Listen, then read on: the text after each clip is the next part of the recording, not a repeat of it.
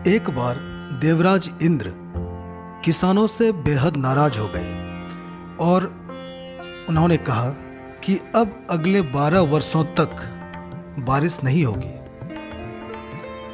किसान बड़े परेशान हुए। जब बारिश नहीं तो खेती नहीं। उन्होंने इंद्रदेव से दया के लिए बहुत याचना की। इंद्रदेव ने आखिरकार किसानों को एक उपाय बताया कि अगर भगवान शिव अपना डमरू बजाएंगे तभी वर्षा हो पाएगी। किसान भागे भागे भगवान शिव के पास पहुंचे और उनसे अपना डमरू बजाने का अनुरोध किया। इंद्र भी कच्चे खिलाड़ी नहीं थे। उन्होंने भगवान शिव से पहले ही यह आश्वासन ले लिया था कि शिव 12 वर्षों तक डमरू नहीं बजाएंगे। इसलिए भगवान शिव ने किसानों को वही जवाब दिया कि डमरू तो हम बजाएंगे, लेकिन 12 वर्ष बाद ही। यह सब देखकर मां पार्वती को किसानों पर बहुत दया आई, लेकिन वो भी महादेव की इच्छा के विरुद्ध कुछ नहीं कर सकती थी। हर जगह से निराश किसानों ने नियति के सामने अपनी हार मान ली और 12 वर्ष तक इंतजार करने का फैसला किया। परंतु इन किसानों में एक किसान अलग सोच का था। वह रोज अपने खेत जाता, वहां अपने खेत को जोतता और पूरी मेहनत करता, यह जानते हुए भी कि इस परिश्रम का फल कुछ नहीं था, लेकिन फिर भी वो प्रतिदिन यही काम करता रहता। लोग उसका मजाक उड़ाते कि उसे किस चीज की उम्मीद है। क्या वो किसी चमत्कार की उम्मीद में है? लोगों को लगने लगा कि उस किसान का दिमाग खराब हो गया है।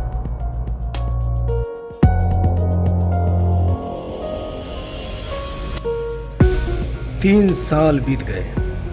एक दिन एक वृद्ध किसान ने उससे कहा कि भाई, जब तुझे पता है कि 12 वर्षों तक वर्षा नहीं होने वाली, तो तू व्यर्थ ही मेहनत क्यों करता है? काम में लगे उस किसान ने जवाब दिया कि मुझे पता है कि 12 वर्ष तक वर्षा नहीं होने वाली, लेकिन मैं तो यह मेहनत खेती का अभ्यास बनाए रखने के लिए करता हूँ।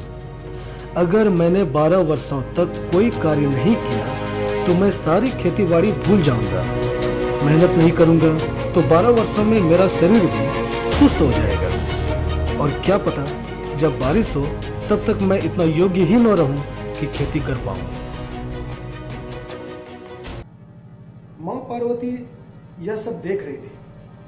उन्हें किसान की बात सुनकर बड़ी प्रसन्नता महसूस हुई।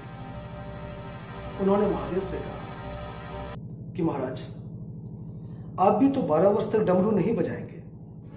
क्या पता शायद आप भी डमरू बजाना भूल जाएं। अब भोले शिव चक्कर में पड़ गए और उन्होंने जल्दी से डमरू बजाकर देखा कि कहीं वो वाकई उसे बजाना भूल तो नहीं गए। भगवान शिव का डमरू 12 वर्ष से पहले ही बज गया, और डमरू का बजना था कि वर्षा हुई। लेकिन आश्चर्य की बात यह थी कि वर्षा केवल उसी किसान के खेत में हुई, और उस दैवीय वर्षा के प्रभाव से तत्काल खेत में लहलहाती फसल भी उड़ गई।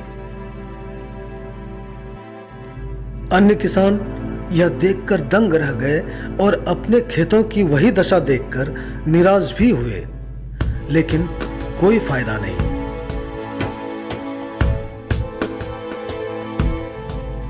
याद रखिए, दुनिया आसान चीजों की कदर नहीं करती। जिंदगी तुम्हें वह नहीं देती है जो तुम्हें चाहिए।